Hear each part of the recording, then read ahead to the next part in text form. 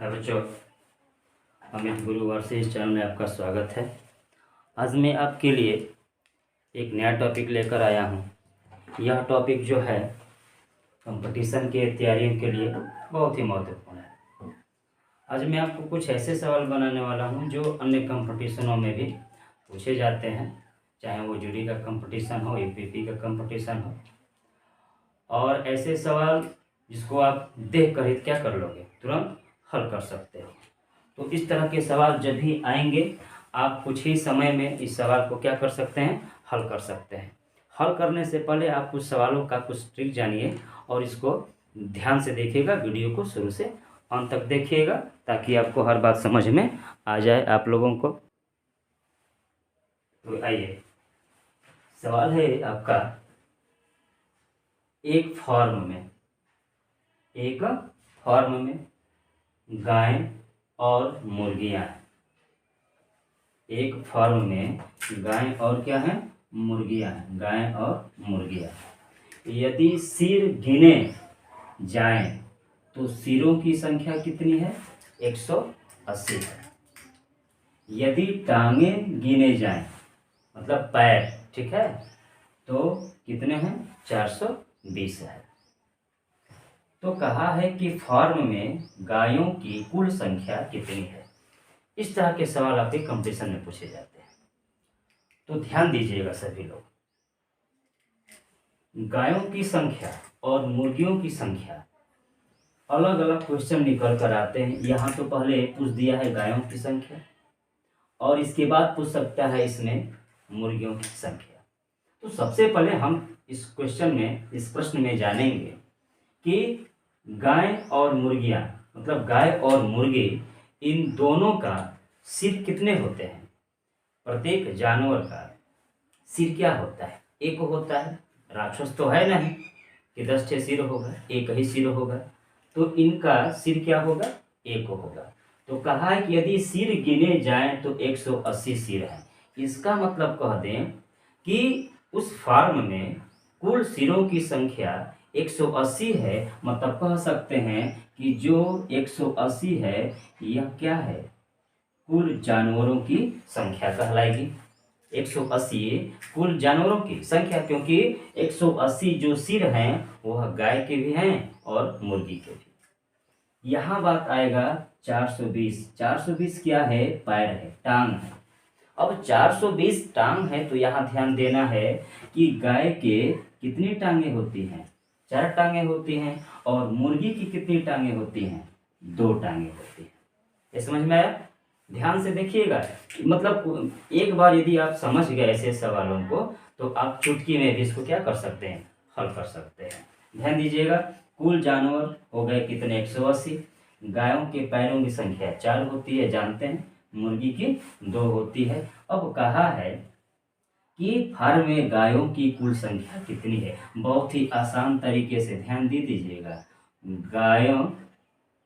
गाय की संख्या, मतलब जो गाय निकलेगी कि उस फार्म में कितनी गाय है, तो सबसे पहले हम करेंगे क्या कि कहा है टांगे गिने जाए तो 420 है। मतलब 420 में से जो टोटल नंबर होगा टांग की, उतने में से अब हम देखेंगे 180 ये आपका क्या है, कुल जानवर है। अब कुल जानवर में मुर्गी की टांग, मतलब ये मुर्गी की जो टांगे होती है कितनी होती हैं, 2 होती हैं।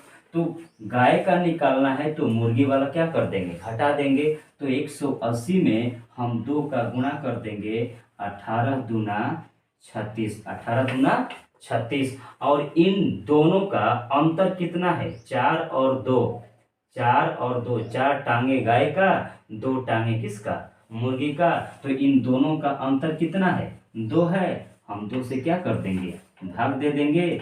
420 360, 60 बटा कितना, 2, और बराबर कितना आ गया, 30। मतलब गायों की संख्या कितना आ गया, 30। तो इसमें से ऑप्शन कौन सा होगा, ये डी ऑप्शन जो होगा आपका सही हो जाएगा। यदि यहीं पर अगर पूछ दे किसकी संख्या, मुर्गी की संख्या, तो आप आसानी से इसको बना सकते हैं। ध्यान दे दीजिएगा, मुर्गियों की जो संख्या होगा तो मुर्गियों की संख्या में, ये तो आपका फिक्स है 420, ठीक है। अब 420 है तो अब हम गाय वाला इसमें से घटाएंगे, तो 180 में 4 का गुणा कर दो, 18 चौक 72, 720, और अंतर देख लो दोनों में क्या है, 4 और 2 में अंतर क्या है, 2। याद रखिएगा, अब घटाएंगे जब हम तो ये 0, 2 से 2 ये आपका 0, और 7 में से 4 गया कितना, 3, अब बटा में कितना 2, बराबर कितना गया 150। मतलब 420 माइनस 720, 420 आपका ये है, गायों की संख्या हमने घटा दिया 18 चौक 72, और बटा में दोनों का अंतर कितना है 2, हमने 420 720 300 बटा कितना 2, कितना आया 150। अब इसमें देखिए ये आपका क्या होगा, मुर्गी की संख्या कितने हो गई 150 हो गई। अब आप यहाँ पर ध्यान दीजिएगा, ये जो 420 माइनस 720 है तो यहाँ माइनस हम करते हैं, गणित का नियम है, लेकिन यहाँ पर हमें अंतर बस दिखाना है कि कितना अंतर होगा। तो ये ध्यान देना है, 420 में से 720 तो जानकारी लेना है, 720 में से 420 घटाना है, 300 बटा 2 कितना आया 150। तो मुर्गी की संख्या 150 और गायों की संख्या कितना आया 30 आ गया। तो इस तरह के सवाल बदलते जाएंगे, लेकिन करने का तरीका ध्यान से देखेंगे, आपको टोटल जानकारी हो जाएगी। कुछ नहीं, 1 सेकंड का सवाल आप आसानी से बना सकते हैं। इसको आप स्क्रीनशॉट लेकर लिख सकते हैं अपने नोट्स में, तो आप इसको आसानी से क्या कर सकते हैं, लिख सकते हैं। अगर आपको थोड़ा भी दिक्कत होगा, एक बार पुनः आप समझ लो, एक बार समझ जाओगे आपको कोई समस्या नहीं होगा। सवाल में कहा है कि एक फार्म में गायें और मुर्गियां कितनी हैं, गाय और मुर्गियां हैं। यदि सिर गिने जाएं तो 180 है और टांगे गिने जाएं तो 420 है। तो कहने का मतलब यह है कि किसी भी फार्म में यदि ये दोनों गाय और मुर्गियां रखी हों तो सिर तो सबका एक है, सिर जो है सबका एक ही होता है, टांग जो है वो अलग अलग है, गाय का 4 है, मुर्गी का 2 है। तो कभी भी इस तरह का जब सवाल होगा तो आप जो अंतर है दोनों में क्या है, डिफरेंस है, तो टांग का डिफरेंस है, उसी को लेकर हम चलेंगे। तो गायों की संख्या जब निकालेंगे तो टोटल टांग कितना है 420। अब हम 420 तो टोटल टांग हुआ किन का, गाय और मुर्गियां मिलाकर, हमें निकालना है गाय का, तो मुर्गी वाला क्या कर देंगे, घटा देंगे। तो मुर्गी मतलब ये 180 कुल जानवर और मुर्गी की टांग 2 है, तो गुणा कर देंगे, 18 दूना 36, और इन दोनों का जो अंतर होगा, टांग का जो अंतर है गाय और मुर्गी का, उसे हम भाग दे देंगे, 60 बटा 2 कितना आया 30। उसी तरह हम मुर्गी की संख्या जब निकालेंगे तो हमारा 420 टोटल टांग है और आपका ये 720 है। 720 कहाँ से आया है, तो 180 में गाय की टांग से गुणा कर देंगे, 18 चौक 72, 720 घट गया। अब ये चूंकि घटाया है, अंतर केवल है, यहाँ पर मैथमेटिकली माइनस वाला काम नहीं करना है कि बड़ा संख्या से माइनस, यहाँ माइनस की नाम नंबरिंग की बात है। 300 बटा 2 बराबर कितना आया 150। अब आपको अगला क्वेश्चन आपको बताने जा रहा हूं, इसको ध्यान से देखिएगा, बहुत ही आसान तरीके से बता दिया जाएगा। तो आइए बच्चों, अब हम इस सवाल पर चलते हैं। इस सवाल को देखते हैं, यदि पहला सवाल समझ में आ गया होगा तो आप लोग इस सवाल को तुरंत बना सकते हो। ध्यान से देखिएगा सभी लोग। एक फार्म हाउस में केवल मुर्गी और भेड़ है। आप सोच रहे होंगे कि यहाँ पर केवल जानवर की बात हो रही है, ये सवाल जानवर वाला ही है। यहाँ पर इस टाइप के सवाल जब आएंगे तो आप ऐसे ही बनाओगे, ठीक है। कम समय में, कंपटीशन में हमें समय की बचत करना होता है। अब चाहे जिस तरह आपको समझा दिया जाए और जिस तरह आपकी समय बच जाए, ठीक है बच्चों। आइए, एक फार्म हाउस में केवल मुर्गी और भेड़ है। सभी के सिरों की कुल संख्या कितना है 38 है, और पैरों की संख्या कितना है 100।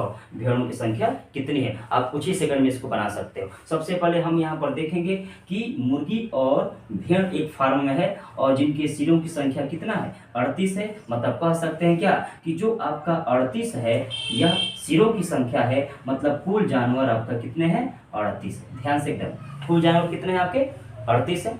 अब यहाँ पर क्या है कि पैरों की संख्या कितनी है 100 है। तो कहा है भेड़ों की संख्या कितनी है। अब हम पहले ही बताएं पहले सवाल में कि जो सिर होगा वह कुल जानवर की संख्या को दर्शाएगा, लेकिन डिफर कहाँ होगा, जो पैरों की संख्या होगा वो डिफरेंट होगा। क्यों, क्योंकि मुर्गी के केवल कितने पैर होंगे 2 पैर होंगे और भेड़ के कितने पैर होंगे 4 पैर होंगे। तो डिफर हुआ, कितने का डिफर हुआ, 2 का डिफर हुआ। तो ध्यान दीजिएगा, जब हम भिन्न की बात करेंगे, जब हम भिन्न की संख्या निकालेंगे तो बहुत आसानी तरीके से आप कर सकते हो। कैसे कर सकते हो, पहले हमारा टर्म ये पैर की संख्या कितना है 100, हमें निकालना है किसका, भेड़ का। तो हमें मुर्गी वाला क्या कर देना है, घटा देना है। तो कुल संख्या कितनी है 38 है, और 38 है किसके लिए, मुर्गी के लिए। तो मुर्गी की टांग कितनी होती है 2 होती है। तो 38 दूना कितना 76, और दोनों का डिफर कितना है 2। ये डिफर मतलब क्या, 4 मुर्गी की टांग और भेड़ की टांग, 4 माइनस 2 बराबर 2 आ गया। अब यहाँ से ध्यान दीजिएगा, इसको आप घटा सकते हो, तो आ गया 24 और बटा 2 मतलब कितना 12। तो आपकी भेड़ की संख्या कितना आ गया 12। ऑप्शन में देखिए, ये आपका 12 नंबर क्या है, सवाल सही है। यदि हम यहीं पर यदि मुर्गी की संख्या पूछ दिया जाए, किसकी संख्या, मुर्गी की, तो आप इसको तुरंत निकाल सकते हो। क्या करोगे, 100 लिखोगे और माइनस, हमें भेड़ वाला क्या कर देना है, घटा देना है। तो भेड़ के लिए क्या है, भेड़ के लिए ये 4 है, और हमारी कुल संख्या कितना है 38 है। तो अब हम 4 में 38 का क्या कर देंगे, गुणा कर देंगे। तो देखो 4 8 32 और 4 3 12 और 12 3 क्या 15, और डिफरेंस कितना है 2 का। अब आप आराम से इसको घटा सकते हो। 152 में से 100 घटेगा, क्या हो जाएगा 52 हो जाएगा। माइनस वाला हम काम नहीं यहाँ करेंगे, बटा में क्या 2 बराबर कितना आ गया 26। अब देखिए इसमें 26 है कि नहीं, ये आपका क्या हुआ आंसर। तो इस तरह के सवाल जब भी आएंगे आप बहुत ही आसानी से क्या कर सकते हैं, इसको बना सकते हो। कोई मतलब इसमें कोई समस्या नहीं, एक बार ध्यान से देखोगे हर सवाल को आप क्या कर सकते हो, बना सकते हो। इसको नोट्स कर लो सभी लोग।